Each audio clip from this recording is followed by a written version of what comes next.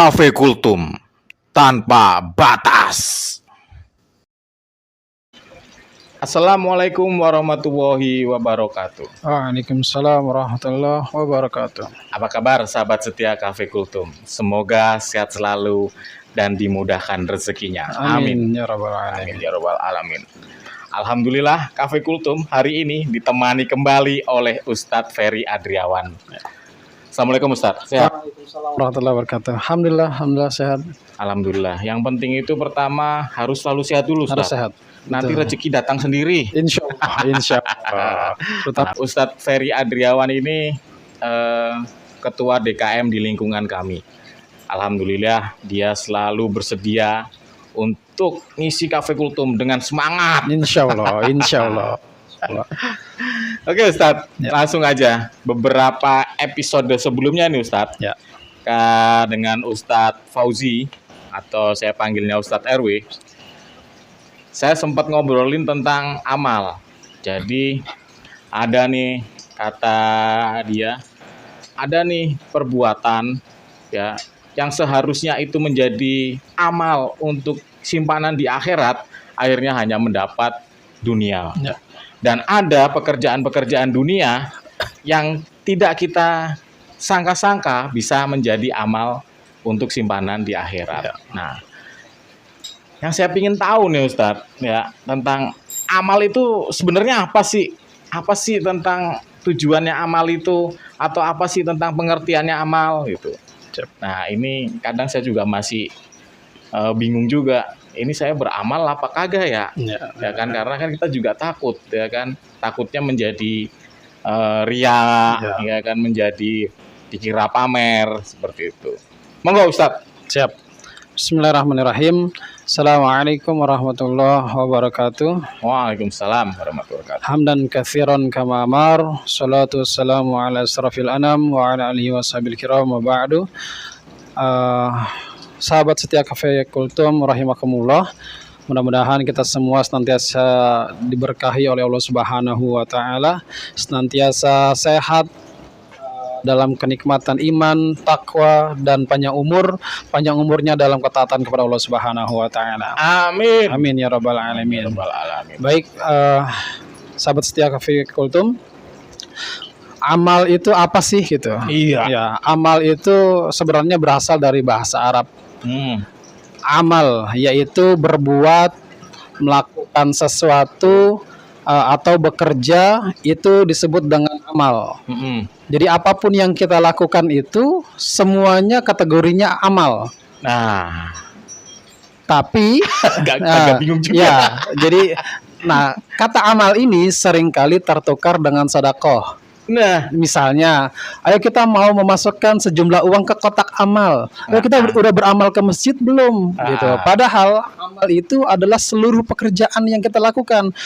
Misalnya Pak Erik, pekerjaan di dunia. ya pekerjaan apapun itu disebut dengan amal. Pak Erik misalnya hanya sekedar duduk santai sambil melakukan kegiatan apapun, itu amal. Atau misalnya yang nonton ini ada sahabat setia Cafe Kultum yang perempuan, di rumah misalnya dia mencuci piring, Sambil masak, mendengarkan Cafe Kultum. sambil mendengarkan Cafe Kultum, setel, jangan lupa di subscribe juga. Asik. Kemudian ya itu seluruh pekerjaannya itu amal. Gendong anak, masak, atau apapun pekerjaannya, termasuk yang laki-laki nih. Misalnya dia bekerja seperti biasa, itu disebut dengan amal. Nah, makanya kurang tepat rasanya ketika ada orang yang mengatakan saya mau beramal jariah. Betul. Ya, Ustaz. beramal jariah bukan. Jariah itu artinya kan mengalir. Sedangkan Jariah, ya, betul. sedangkan di dalam hadis itu kalau nggak salah kemarin sempat dijelaskan oleh Ustadz Bromuji itu tentang jariah.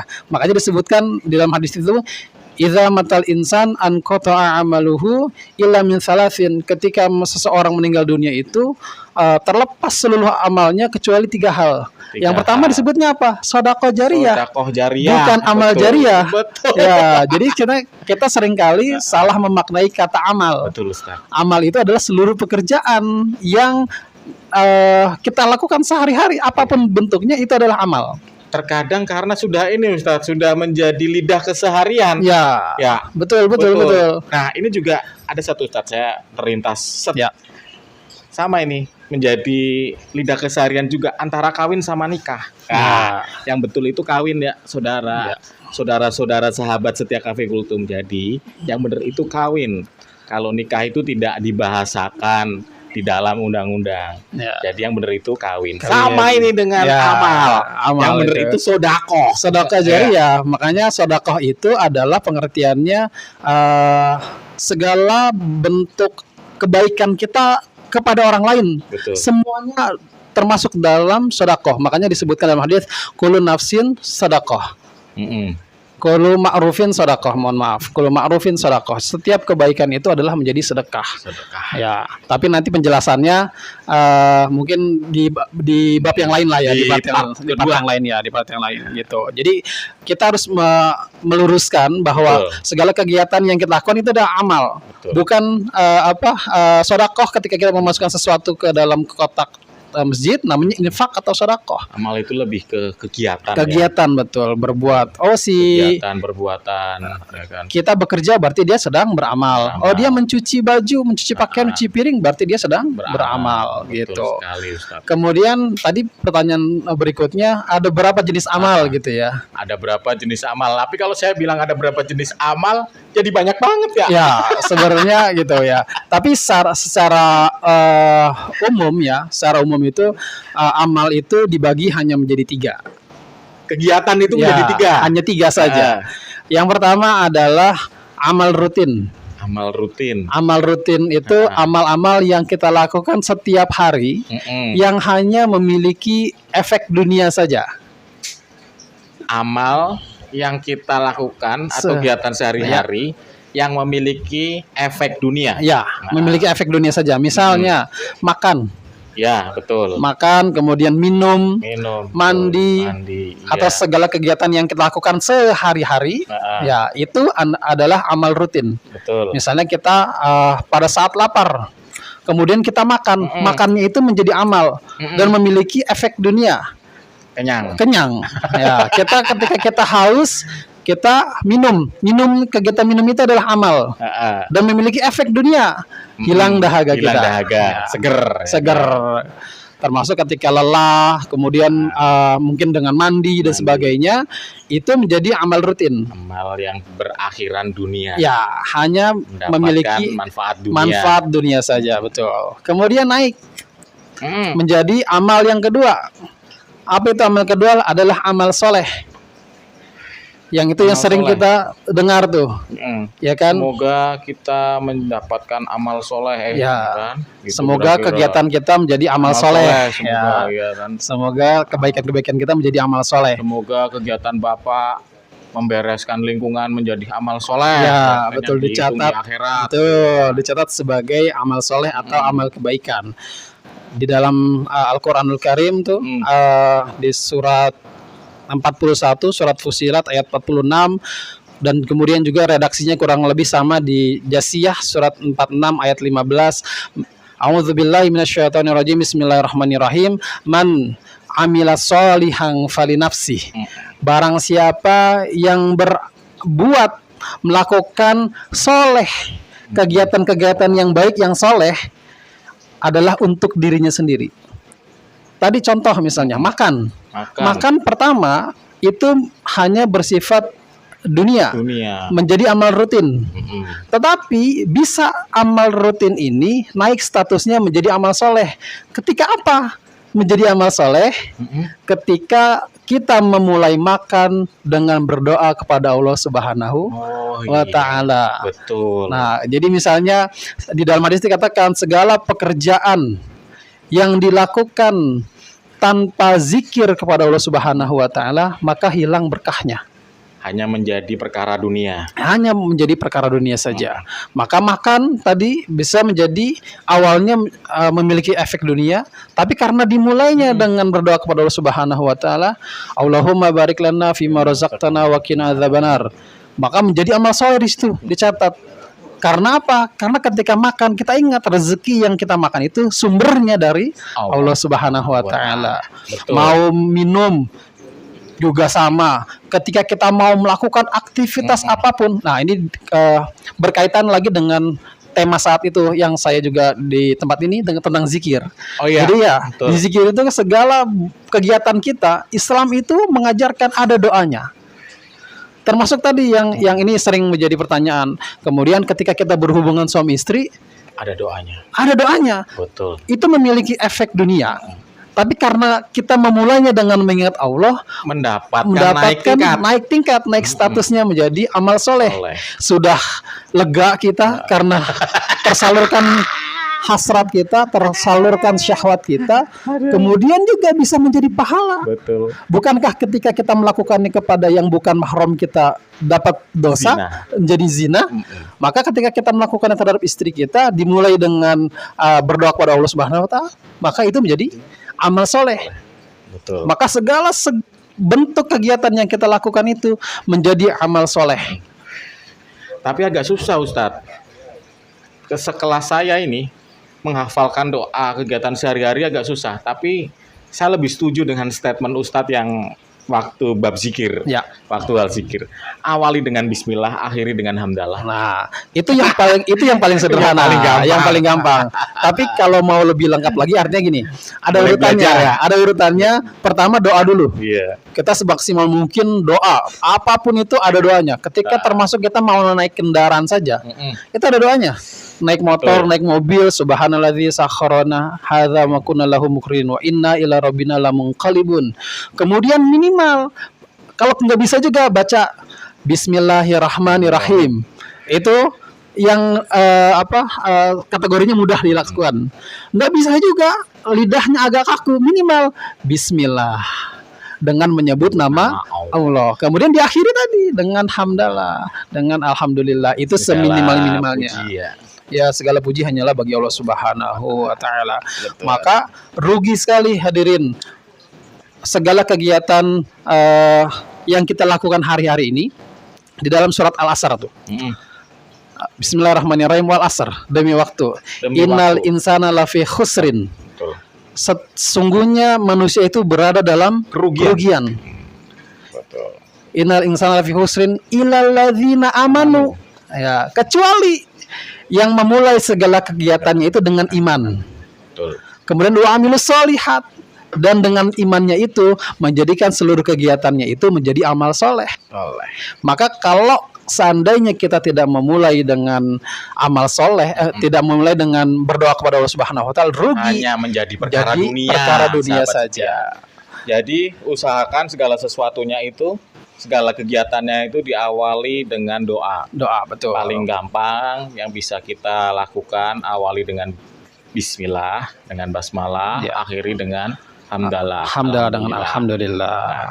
Tadi udah nih Ustadz, yang pertama ya kan, amal yang sehari-hari atau kegiatan yang sehari-hari, yang rutin ya kan. Lalu meningkat nih jadi amal soleh karena diniatkan untuk Allah ya kan, didoakan, kita berdoa untuk Allah ya kan, segala sesuatunya ya, dimulai dengan Allah, diawali dan diakhiri ya.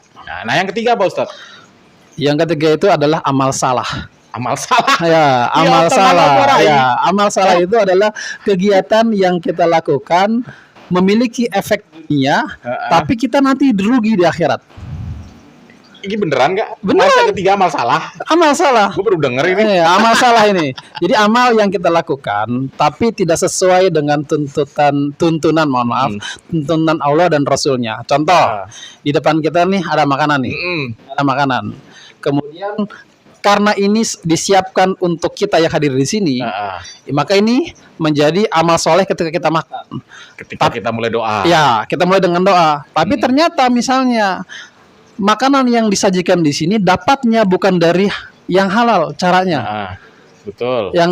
Maka ini menjadi salah, misalnya, mohon maaf lahir batin, kita dapatkannya ini misalnya dari hasil mencuri, katakan saja dari mencuri lah. Ini bukan haknya kita ambil. Maka ini amal yang kita lakukan menjadi amal salah, memiliki efek dunia, tapi jadi di akhirat juga memiliki efek. Betul. Jadi kita rugi di akhirat ketika kita makan menghilangkan lapar kita, tapi di akhirat kita dihisap karena memakan makanan yang bukan hak kita. Lah ini banyak di dunia perkara ginian. Nah, justru itu karena kita harus benar-benar memahami mana yang menjadi hak kita dan mana yang bukan.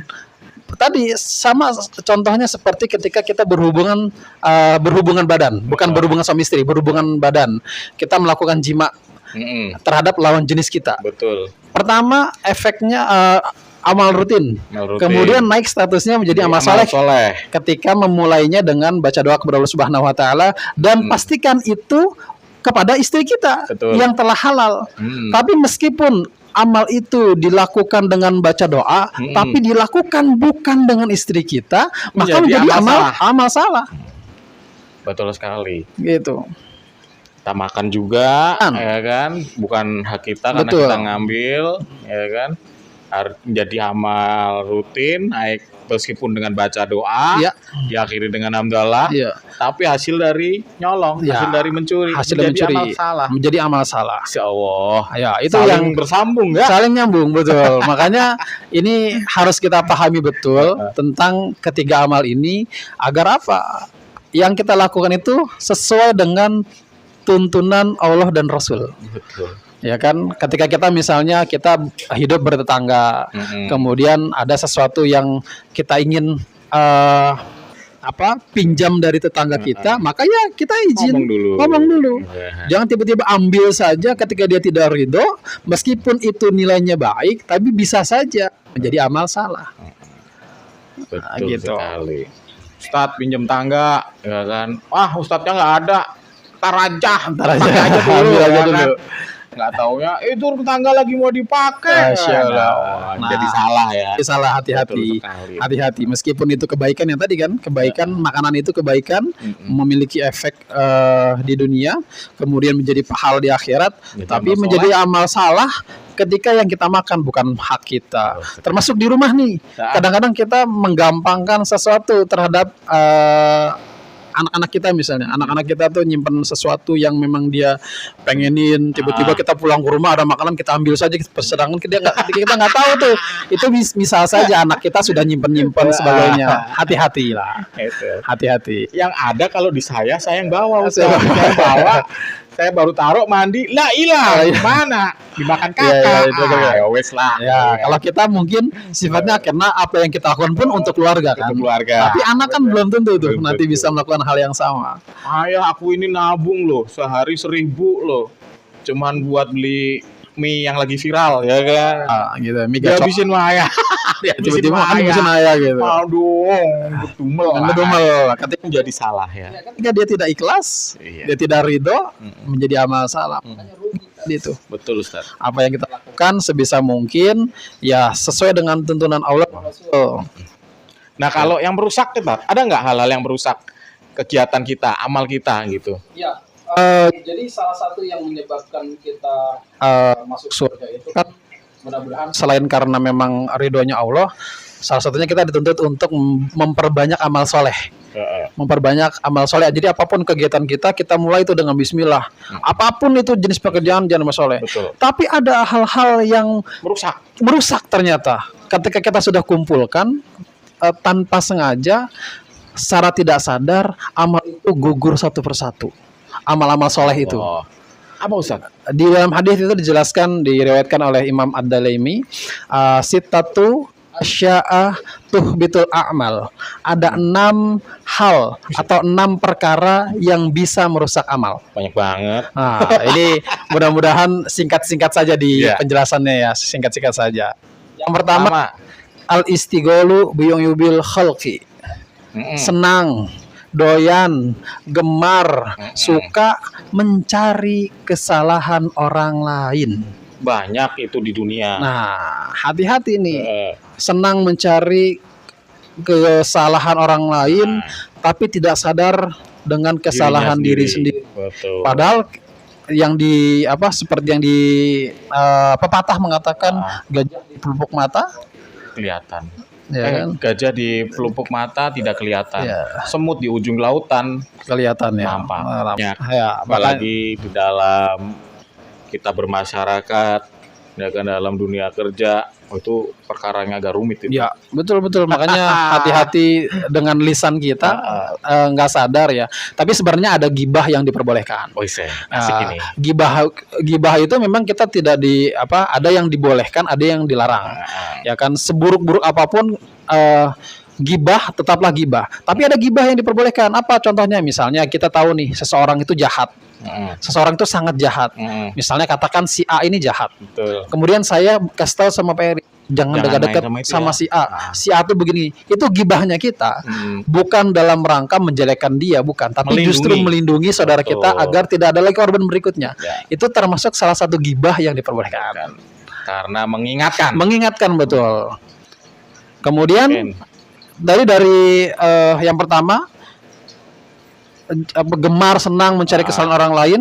Yang kedua adalah waqaswatul qalbi, hati yang keras. Nah, ini hati yang keras itu termasuk salah satu diantaranya itu gini. Ketika misalnya egois lah ya. Egois, kemudian menolak kebenaran. Ada yang mengatakan misalnya ada seorang anak ngasih tahu ayahnya, "Ayah, sholat dong ya." "Apaan sih kamu?" Masih bau kencur aja udah berani-berani nyuruh ayah sholat. Padahal itu kebenaran. Itu kebenaran. Betul. Ketika menghadiri majelis taklim misalnya, tiba-tiba atau ada khutbah Jumat yang mengatakan tidak boleh berzudi, tidak boleh berzina. Apaan sih Ustadz ini? Itu kan duit-duit saya. Duit-duit gua, terserah gua dong. Gua mau zudi kayak mau zina dong, duit-duit gua terserah. Itu termasuk salah satu hati yang keras. Hati yang keras. Itu bisa secara tidak langsung merusak amal-amal yang kita kerjakan tadi. Egois juga ya itu. Egois termasuk salah satu diantaranya, mau menang sendiri. Emosian, Ustaz. Iya, mungkin bisa jadi. Mungkin bisa jadi. Waduh, saya ini termasuk ini. Saya termasuk orang yang gampang emosi.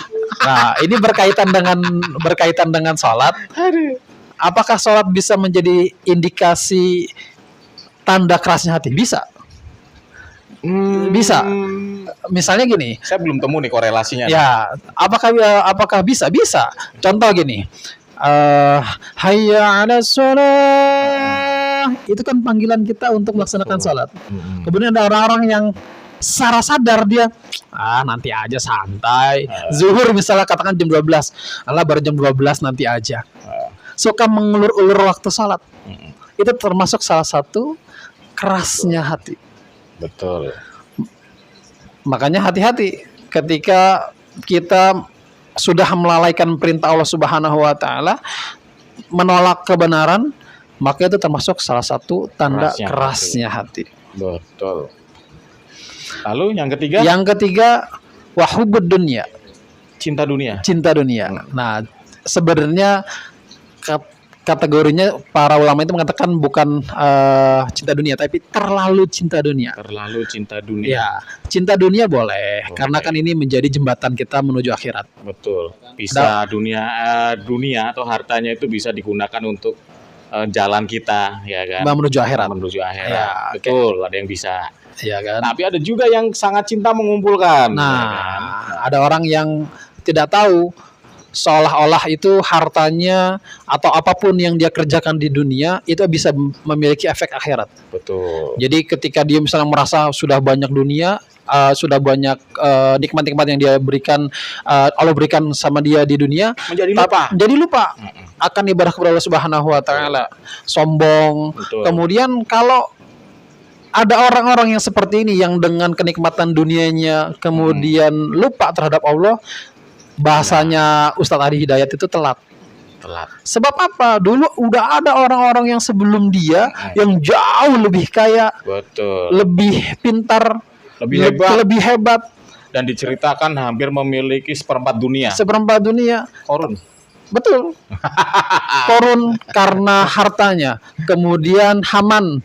Dengan ilmunya, kemudian Fir'aun dengan kekuasaannya, bahkan mengaku sebagai Tuhan. Itu Allah lululah hentakkan. Betul. Kok ada orang-orang yang tidak mau belajar dari mereka? Next time kita harus bahas ini Ustaz tentang Korun. Korun ya. Iya kan. Karena beberapa cerita harta Korun itu kan, hartanya si Korun itu ditenggelamkan ke bumi, ya, ke tanah. Betul. Nah, next time lah. Next time, insya Allah. Ada bahan berikutnya ya. Yang keempat. wakilatul haya. Ali apa? Sedikit wakilatul haya. Mm-mm. Itu sedikit rasa malu. Ah, Nah, ini berkaitan kita sebagai hambanya Allah Subhanahu wa taala itu sedikit rasa malu di antara kita itu bisa menggugurkan amal-amal soleh. maksudnya piye sedikit rasa malu. Harusnya kan kita memiliki rasa malu yang sangat banyak. Ya, betul. Makanya ketika ada orang tua nyuruh anaknya sholat tapi dia tidak sholat, malu dong. Oh iya, Malu dong. Masa nyuruh anak sholat tapi kita tidak sholat? betul. Kemudian malu dong kita sudah dewasa, sudah balik, membiarkan anak kita terbuka auratnya. Membiarkan diri kita, mohon Suruh maaf, anak kita ngaji. anak Ya kita kan? ngaji, sedangkan bapaknya, Bapaknya ngaji loh. ya, bapaknya tenang aja. ngaji. Insya Allah. Kemudian gini, misalnya ada di sekarang itu ada berapa banyak kemarin pejabat-pejabat yang akhirnya dengan tidak rasa malunya terkuak dengan Allah, cara Allah membukakan aibnya ya, Insya membuka Allah. ininya. Harusnya mereka malu. Ya dengan kekuasaan mereka punya harta itu harusnya jadi orang yang soleh, jadi yang dekat kepada Allah. Betul. Kemudian yang harus kita pahami juga gini, Pak Erik, bahwa kita itu kan baik laki-laki mau perempuan harus dituntut untuk menutup aurat. Betul. Nah, kalau auratnya perempuan itu seluruh anggota badan kecuali wajah dan telapak tangan. Laki-laki itu dari tali pusat ke sampai dengkul, sampai lutut. Ya, Nah, betul. kita juga jangan kemudian egois terhadap istri kita. Kamu kalau keluar harus pakai jilbab, harus pakai tutup aurat. Tapi kita keluar kemana-mana pakai celana pendek. Laki-laki mah nggak ada yang nafsu. Siapa bilang? Banyak. Siapa bilang? Kalau kita keluar pakai celana pendek kemudian tersingkap paha kita, kemudian misalnya mohon maaf ada perempuan-perempuan yang lama tidak disentuh oleh laki-laki, kemudian melihat itu menjadi aurat, maka kita tingkatkan merasa malu kita. Jangan sampai keluar membuka aurat. Betul sekali. Ya. Next. Kemudian yang kelima, watulul amal. Apa itu tulul amal? Adalah panjang angan-angan. Panjang angan-angan terlalu mengada-ngada. Kalau ada senang kali menggunakan kalimat jikalau, andai kata, semisal, seumpama. Ada dulu zaman kita masih jahiliyah dulu, ada lagunya Oppi Andaresta. Andai aku jadi orang kaya, sehingga angan-angannya itu dia banyakin sehingga lalai untuk mengingat Allah Subhanahu wa taala. Betul.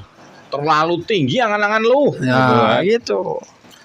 Makanya ini menjadi juga menurut Rasulullah menjadi hal-hal yang dapat merusak amal-amal, menggugurkan amal-amal soleh yang kita kerjakan. Betul. Nah, terakhir, yang keenam itu wadzalimun la yantahi, kezoliman yang tidak dihentikan.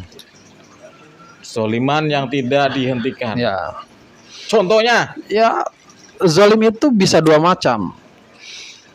Zalim itu bisa terhadap Robnya, terhadap Tuhannya. Ketika kita tidak sholat, berarti kita termasuk orang yang zalim kepada Allah. Kenapa? Membayar zakat. Iya, karena tidak berbuat baik pada Allah. Bagaimana mungkin ketika ada orang yang mengatakan, udah saya mah nggak usah sholat, saya mah cukup berbuat baik sama manusia. Nggak mungkin, nggak bisa. Bagaimana mungkin kita bisa berbuat baik pada manusia, tapi tidak bisa berbuat baik pada Allah yang maha baik. Betul. Padahal yang nyuruh kita baik kan Allah. Betul. Betul. Gitu kan? Kemudian tidak punya harta, tidak mau berzakat. Nah, itu tadi masalah zakat nih. Lebih salah lagi. Ya, tidak seorang duwe bondo, ora gelem zakat, ora gelem salat. Wes salah yang ngel. Ya kan? Kemudian segala bentuk-bentuk hanya hal-hal yang di dunia ini melalaikan dia mengingat Allah. Betul. Ya, kemudian zalim pada siapa lagi? Zalim terhadap manusia. Hubungan sesama manusia. Ya, terhadap sama manusia nih, hati-hati harus dituntaskan. Ketika kemarin ada pembahasannya, ketika tidak selesai urusannya di dunia, bisa ditagih di akhirat. Hutang piutang. Hutang piutang termasuk. Hutang piutang sama siapa ya? Ustadz Hafiz kalau tidak salah. Sama guru Unda Ustadz Abdul Hafiz ya. Karena saking banyaknya ustadz yang berkenan hadir di Cafe Kultur. Masya Allah. Kadang saya sampai lupa. Kemarin sama ustadz ini bahasa apa ya? Tapi insya Allah nyantai lah dikit-dikit. Ya. Maka tadi zalim terhadap Allah, kemudian zalim Zalim terhadap sama makhluk manusia. Allah, terhadap manusia ini hati-hati. Bahkan zalim kepada makhluk-makhluk Allah loh, Tat. Tidak hanya manusia katanya. Iya, makanya termasuk zalim terhadap makhluk Allah, bukan hanya manusia. Misalnya binatang. Kemudian kita ada kucing yang merawat. betul-betul kita tendang dan sebagainya, bukankah mereka makhluknya Allah juga? Maka perlu kita sayangi. Kemudian kita jika kita punya binatang peliharaan, kita kasih makan, dirawat, dibersihkan kolamnya. Kolamnya kalau punya kebetulan saya ikan. piara ikan. Kalau ada ikan, yang punya burung diberikan makan burungnya, dibersihkan kandangnya, jika perlu mandi, dimandikan dan sebagainya. Makanya Betul. tidak merusak keseimbangan alam. Ya. Betul. Jadi saya pernah Ustaz, pernah dapat pembelajaran sedikit lah. Jangan dibunuh. Kenapa? Waktu itu biawak. Sorry, ini dari teman sih, dari teman yang suka naik gunung gitu kan, cinta alam gitu kan. Ketika lihat biawak di sungai, jangan dibunuh, udah biarin. Itu tuh nyimbangin ekosistem kalau ada anakan ular gitu betul. kan, ada telur ular. Nah dia yang nyimbangin biar ularnya nggak terlalu banyak. Ya, termasuk gini. Sate biawak katanya enak. Termasuk ketika kita buang sampah sembarangan nih. Buang sampah sembarangan. Ini berkaitan dengan musim sekarang yang musim hujan. Kemudian ketika kita buang sampah sembarangan, kemudian karena sampah yang kita buang itu menyebabkan got macet, kemudian menjadi banjir, menggenang dan banjir. Banyak yang dirugikan. Waduh. Maka secara tidak langsung dia telah menzolimi orang lain tanpa sadar. Tanpa sadar. Itu kan salah ya. Ya. Sehingga amal-amal yang dia kumpulkan, meskipun sholatnya baik, puasanya rajin, zakatnya juga banyak, sedekahnya juga cukup, hajinya setahun sekali, kemudian ketika zalim terhadap orang-orang di sekitarnya, amal-amalnya terkikis. Betul. Bahkan bisa menjadi orang muflisin, orang yang merugi di akhirat. Dia menyangka bahwa amal saya udah banyak, tapi karena kezaliman yang tidak dihentikan tadi, sehingga di sana menjadi rugi. Amal kebaikannya ketika sudah habis, malah dosa orang lain tertimpakan sama dia, menjadi orang yang minus. Padahal seorang muslim yang taat ya. Itu saya pernah dengar juga Ustaz. Mungkin karena saya terlalu banyak bergaul sama Ustaz ya. Jadi kadang dengar cerita juga. Dengar cerita waktu itu lupa sama siapa. Tentang seorang golongan yang taat beribadah, tapi dia lupa dengan kehidupan di dunianya. Ya kan? Dia sangat pintar mengaji, membaca Quran terus-terusan, tapi anaknya nangis, tidak diurusin, hanya baca Quran. Betul. Ya kan? Lalu dia beribadah, sholat dengan sangat khusyuk, sangat lama. Padahal di rumahnya istrinya belum makan, anaknya belum makan. Bener juga, terkadang menjadi karena hal-hal seperti itu, karena kita tidak menyeimbangkan, ya kan, tidak menyeimbangkan dengan kebaikan-kebaikan dunia, amal-amal keseharian, menjadi terkikis ya. Betul.